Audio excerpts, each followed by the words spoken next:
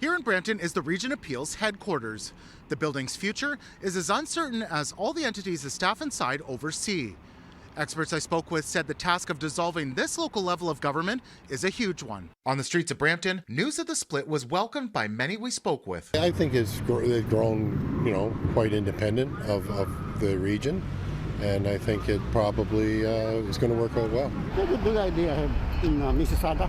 But also concerns about the bottom line. I'm pretty undecided. I think it might really increase our taxes here in Brampton because then we're not sharing the cost. Down in Mississauga, a thumbs up from these two residents. It just makes sense. Those cities are just too big on their own. If the city and its authorities know what they're doing, it might lead to faster service, more efficient tools of communication with the citizens. As divorces go, seemingly positive, but what comes next may not be so warm. If you've been married for a very long time, separating assets is tough, but there's also a lot of emotions that come along with that. And this is certainly not something that is agreeable to all the parties within Peel. York University Associate Professor and former Ontario Municipal Affairs Ministry staffer Zachary Spicer reacting to the split. There is such a kind of cascading array of challenges when it comes to dissolving a regional government. We really haven't done that before in the province of Ontario. Residents send a lot of money to the region. For example, Mississauga sends Peel 45% of all property tax dollars collected. The region pays for police, paramedics, waste collection, water services, regional roads, public health, and social services.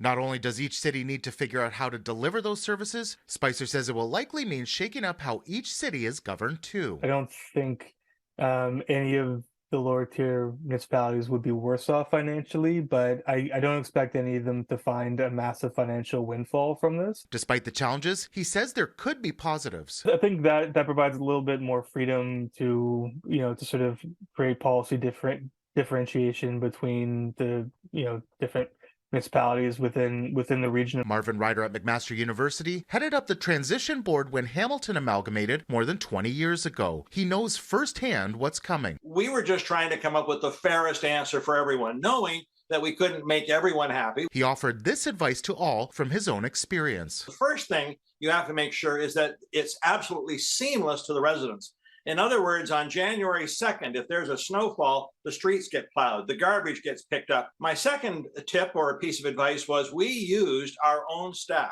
It's a lot less expensive, and chances are it's going to have residents in mind. And then the third piece to the puzzle was we were very clear on trying to be as transparent as possible. For more on this story, head to citynews.ca. In Brampton, Nick Westoll, City News.